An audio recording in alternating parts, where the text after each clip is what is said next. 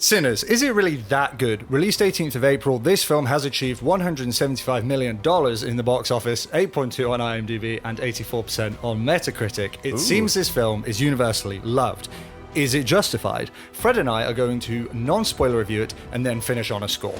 If you haven't watched it, Well Sinners is a film based in the 1930s Mississippi starring Michael B. Jordan, Miles Caton, and Haley Steinfeld. It follows two gangster brothers, both played by Michael B. Jordan, returning to their hometown and throwing a party to launch their new bar. But through something strange around music, shit starts to hit the fan. Yeah, nice. Is if you haven't watched it, I'm is that happy with everything? that. You don't want it. Yeah, I'd recommend if you do want to see this, maybe just Do go not open look mind, into don't it look at at too all. much. Okay, so to get things started, gut reaction score. This is our first 2 out of 9 scores. Purely subjective. How much did we enjoy this film? Fred's going first. On the count of 3. 1, 2, 3. 7.9. 8.2. Ooh, Very yeah. close. Very close. Okay, difference for me, a difficulty was determining the 7 or 8. That same. barrier. Yeah. So Yeah. I've written down very, very, very good. Yeah, yeah. And as we know, 8 is great. So that's why it made it easy for 7.9 for me. What about you? Yeah, well, I figured it. I mentioned to you before what we could kind of go through to break this one down. So I thought I'd start things off with a question for you, Freddie. Oh, I love questions. This film marks Ryan Coogler's first wholly original film, having only done franchises like Black Panther and Creed and real-life stories. This obviously raises an interesting question. Has Coogler just released the best musical of the last 5 years? Oh my God. That is a question. Let me ask you a question in return. Name me a musical in the last 5 years. Wicked. All right. Snow I ran White. into that. Joker, Folly Ado. Okay. Well, it's better than... No, was it better than Wicked? It was Definitely different. Definitely not as a musical. I think maybe the Also, point it I was wasn't trying to really- make was Yeah. it's a musical and nobody seems to be acknowledging this anywhere. I haven't seen anybody say it. I've looked up the definition of musical, varying strengths from it needs to have music in it, right? Which it does, all the way to like music necessarily must drive the plot. Which it also does. It fit every single definition, and nobody's acknowledging. If you say you hate musicals, you're not allowed to like this film. It's a musical. It's definitely a weak musical if you are gonna include it in the category. Look, I don't have a strong stance on this, and I feel like you feel strongly. Snow that it's White was a musical, and there were like 4 songs in that. Yeah, I mean, and the songs don't necessarily have to be original. Some of the songs in this weren't original. Like, I mean, Rocky Road to Dublin's one off the top of the head. But then you got things like Mamma Mia. I'd consider that a musical. My definition of a musical then is if the inclusion of songs to drive the plot forward, and and some characters are also singing those songs. Yeah, like the main character. I'd say that's probably a musical. Although this is a bit of a conglomeration of an assortment of genres, perhaps. Oh my God, yeah, 100%. So it's nice they chucked musical in there as well. It was a bit of a chaotic mishmash of everything, but I thought it would segue us onto the music anyway, because I think like everybody loves this film, and I wonder if part of the reason is because the music in it is just so incredible. I loved the music in it. I thought it was so novel. Like there were scenes where it had like both Metallica sort of music being played with a harmonica at the same time, and like it was completely novel musically, and it created just this energy and this chaotic atmosphere throughout the whole film that was just incredible. Yeah, that's very true in terms of how dynamic it was. I'd agree. It for as long-time listeners, all 4 of you will know, I like musicals, and it's certainly a break away from your traditional musical theatre films. So for me, the music itself, I listened to the soundtrack before, and I appreciated that I was going to enjoy the use of the music in it, particularly how it would add to the atmosphere of the film. And watching the film, the music is amazing in film. It's not the sort of thing I'd listen to on my own typically, although I did have a very enjoyable drive to your neck of the woods the other day in the sun with like, you know, kind of your bluesy chords and your guttural singing, Incredible. your Pink Moon. It was a good time, but even aside from that, I knew it'd be great in the film, and yeah, it did not disappoint. Even at if all. you don't listen to that music a lot, it just worked so well in this film. And like you say, it was so dynamic that it wasn't just bluesy. It was and a great mix as well. Even so, kind of the more Irish influenced songs, they worked very well as part a piece of the wider puzzle, which I appreciated. It made a major part of the film, and I thought that the music in it was incredible. I never expected to see. Actually, this is non-spoiler, so I probably won't go down that route. But we mentioned Rocky Road to Dublin as in this. Yes. That scene caught me by surprise. Oh, I'll be yeah, is honest. that right? Well, I'd say, look, yeah. I mean, personally, this is the most untainted I've ever gone into a film, and I'm so glad it was this one. Yeah. If you don't know anything about this film, just stop listening, and just go watch it like completely untainted, because it's hilarious how. Just completely off the wall, it seems, as it progresses into. I'm interested to see how untainted you actually. The problem with your level of taint is the fact that you can't really say without ruining the experience for other people. So, well, I knew literally nothing going into the film. Literally nothing. I'd seen a poster at a glance, and that was it. I saw red, and I was like, maybe that was Michael B. Jordan, and that was it. So I'm going to break a bit from tradition here and say, if anyone is in Two Minds, it's been out quite a while now, but when I went to see it last night, it packed cinema, so it's obviously picking up a lot of traction. If you are in Two Minds and you're considering watching it, maybe just stop listening now. Agreed. Go and watch it, because we can then talk to the people who have actually. Oh, so you want to go into spoilers? No, I'm not saying spoilers, but let's go into a bit of what did you, without spoiling anything specific, what were you surprised by? Were there any elements of the plot that we can say that most people will know going into? Okay. Vampires? Yeah. I think that's fine, because I knew they were vampires. I knew enough to didn't. Yeah, so I can imagine that being a surprise. I was a little bewildered. Yeah. Just Okay, playing it lightly. As someone who went into it not knowing that there was did you have any idea that there was a supernatural element? I had read a sentence as well that was like, Well done. which was like, oh, two brothers return to their hometown and find not as all as it seems. And I was like, is that supernatural? Is something going on? And then obviously it had what I would usually not like in writing, which is that first scene, and then a day earlier. But I actually think that helped frame what was complete and utter shock from what would have been just like sheer bewilderment. If it didn't have that framing scene at the beginning where it kind of went, this is going in that direction eventually, I'd have just been like, that's ridiculous, I'm not enjoying this. But I think it kind of signposted it at the start. And how did you find the supernatural elements of the film? I really liked the gimmick, which I know isn't unique to this, where it's like you have to ask for permission to go into the building. So that's a vampire. That's a whole part vampire of vampire thing. lore, and not included in every vampire film. Exactly. So and quite a fun element narratively, I thought. So it was certainly cool, but actually, and this would be spoilers, so I'm not going to go into it too much. But there's an element of that became one of my bugbears with the film, and it ties into a wider point, which was the supernatural elements for me let the film down. And when I say let the film down, I still thought it was very, very, very good. Very, very, very, very good. Very, very, very good. Multiple verys, but good. It's still not great. No, it is great.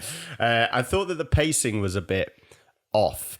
I was going to go into writing after the music, because I thought the music was the best thing we'd open on that. The writing was not good.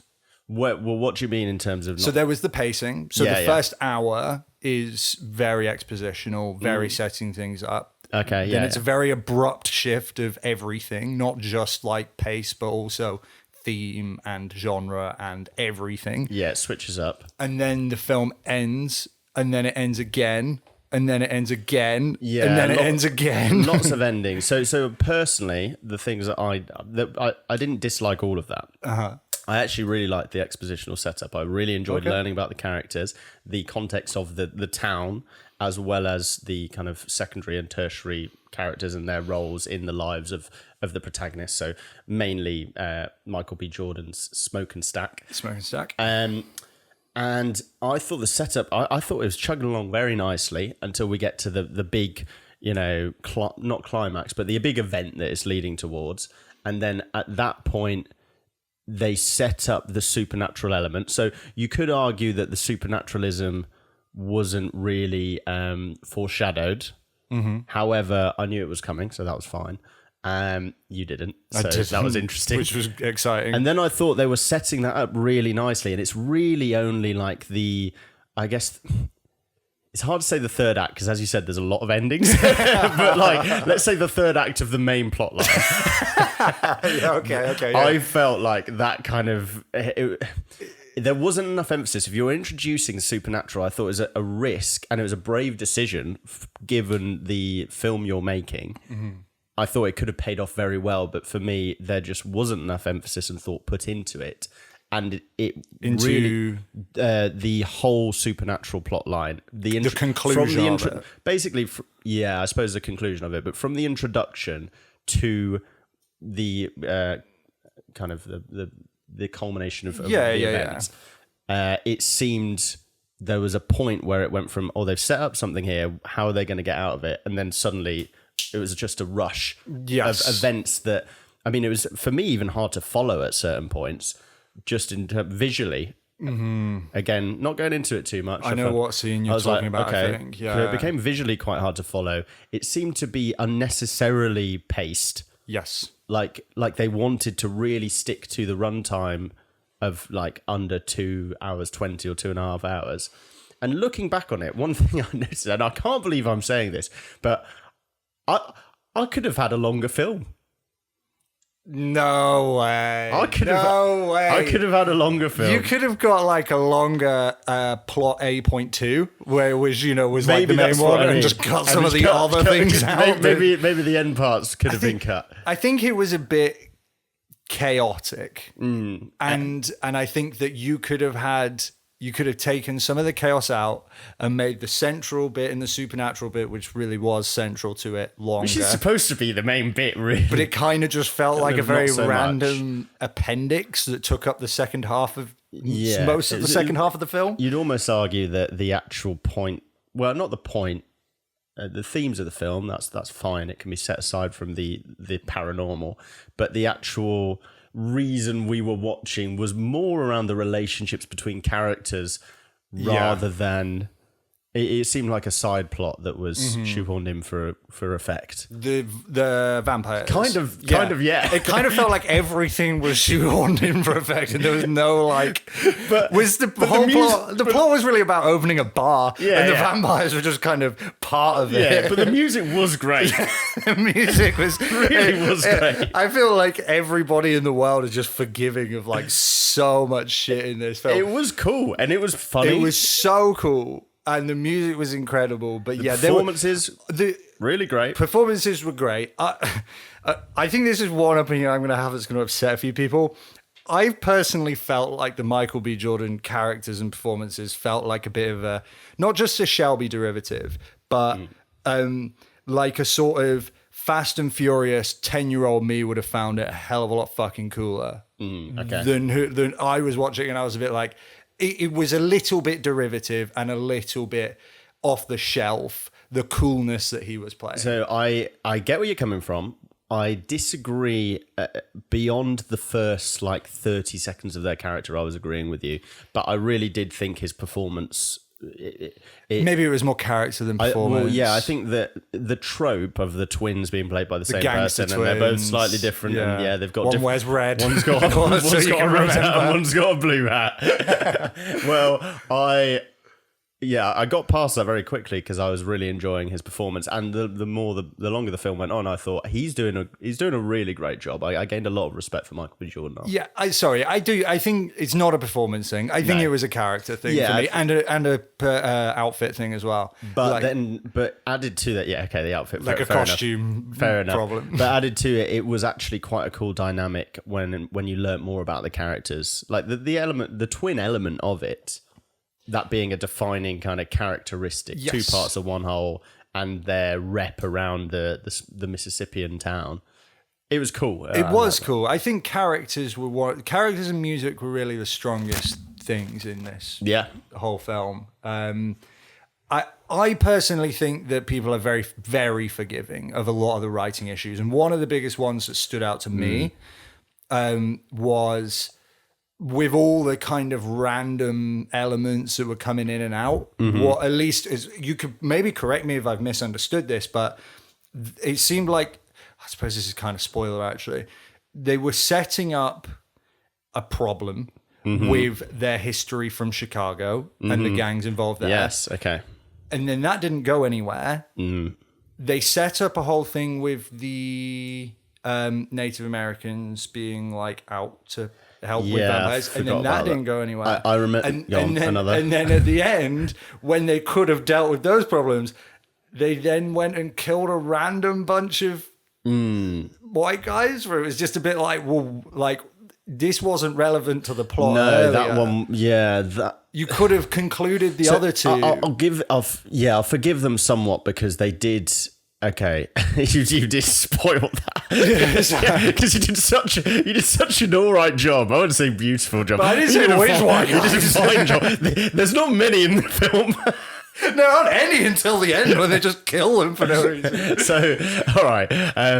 Spoilers aside, I'll try and go back. It's completely irrelevant to the fucking plot anyway. No, like, for sure. It doesn't matter. Look, I didn't.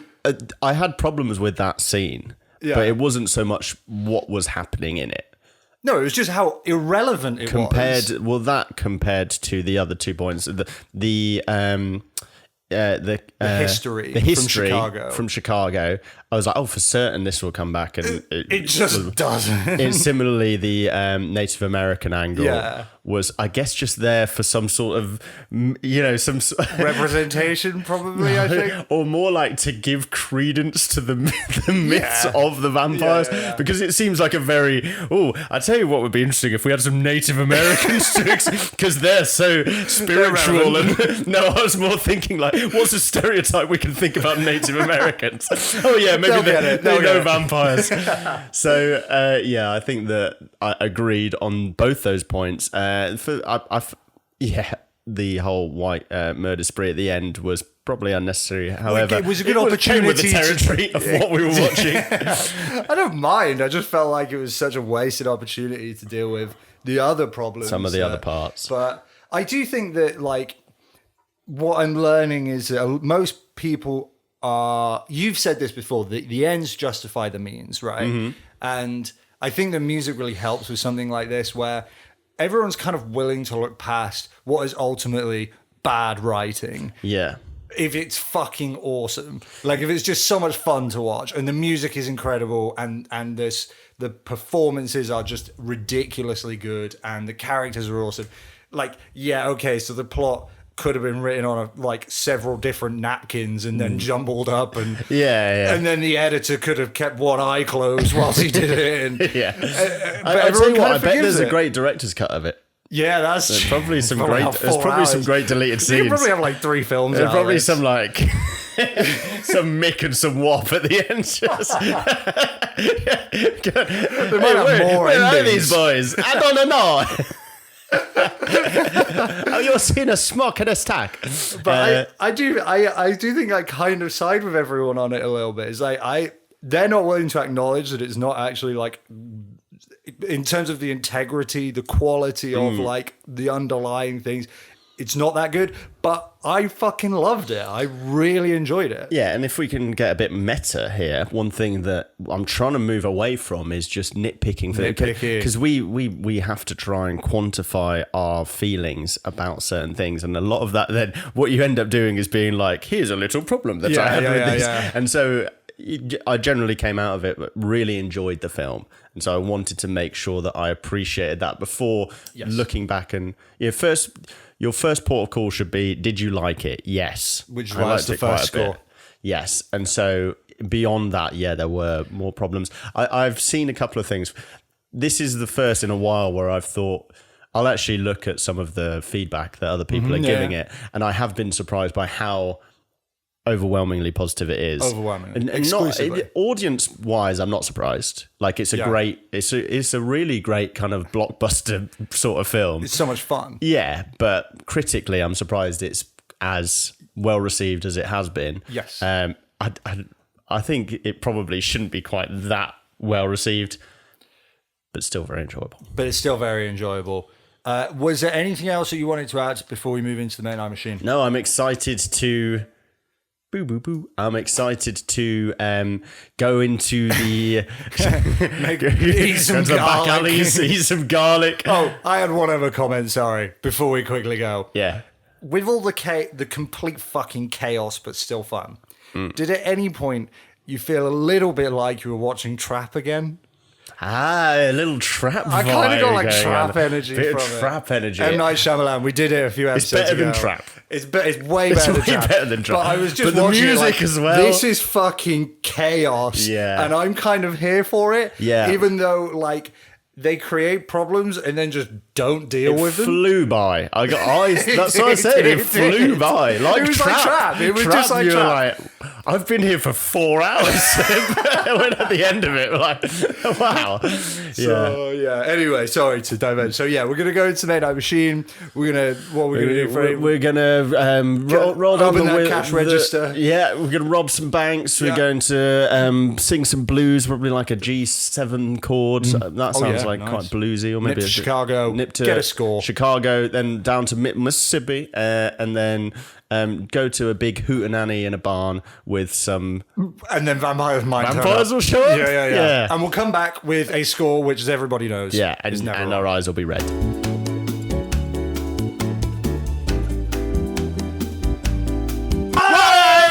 Get the fucking garlic away from it! Invite me in. Let me in. Hey, baby. Okay, so we're back from the main eye machine. We have found out what the correct score is for this Yeah, film for because everyone to everyone's tell been you, asking. mates. Out of 10 People want to know. to 2 decimal places. 2? Very nice.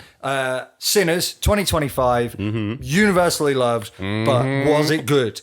Out of 10, 7.23. Ah, okay. I thought it was going to be higher. I thought it was going to be higher. We gave it very, very, very high for performance. It was one of the only performance. 10s that we've given. Performance, In a long time. Sound. Did we do sound? Yeah. No. Yeah, because we did. Everyone back into the main eye machine. We're back in the main eye machine. Okay, so we've done it again. We've had How all many the times have you done that before? No, I don't comment. So we've been back and forth. We've conferred with the main eye Yeah, machine once mate, I had again. a false positive. We've got the actual correct score. Yeah, I got. 7.79 out of 10. That's more what I thought. Okay, Like, so it's quite the jump. listen, right. It is so much fun. This film. Really, very, very, very good. Very, very, it is. It's complete and utter fucking chaos, to be honest with you. Writing wise, it's all over the place. There were some derivative elements, and yet somehow it was just awesome, and it will be remembered, and I will remember it. Very, very fair point, isn't it? That we kind of brought in on the impact. We discussed the impact. Well, the machine told us about the impact, and it suspects that it will be well remembered over time. And I think that's People will reminisce about it when they're like, like in 2050, they'll be like, remember the films of the 20s? crazy film, Sinners. Yeah, Sinners. Like Oh my God. vampire musical with blues and racism. The second ever IMAX R-rated film. Is that right? Yeah, that's all they'll be saying. Do you remember? No one remembers the first one, but everyone knows the It's second called one. No, but it came out in 2024. So, 7.79. Yeah, honestly, it was just such a romp to watch this film. The performances were It was a incredible. big-time It was a romp. I haven't heard big-time that romp. word in a while. The sound was just breathtaking. It's going to be remembered. But yeah, narratively, it was completely all over the place. And So we loved it to bits. I would recommend it. Very, very, very, very good. Tune in to your favorite podcast platforms if you want to hear what happens in the main eye machine. Tune in if you want to hear some trivia, which I've got to deliver in the next 17 minutes. Yes, I'm excited. See you on the other side.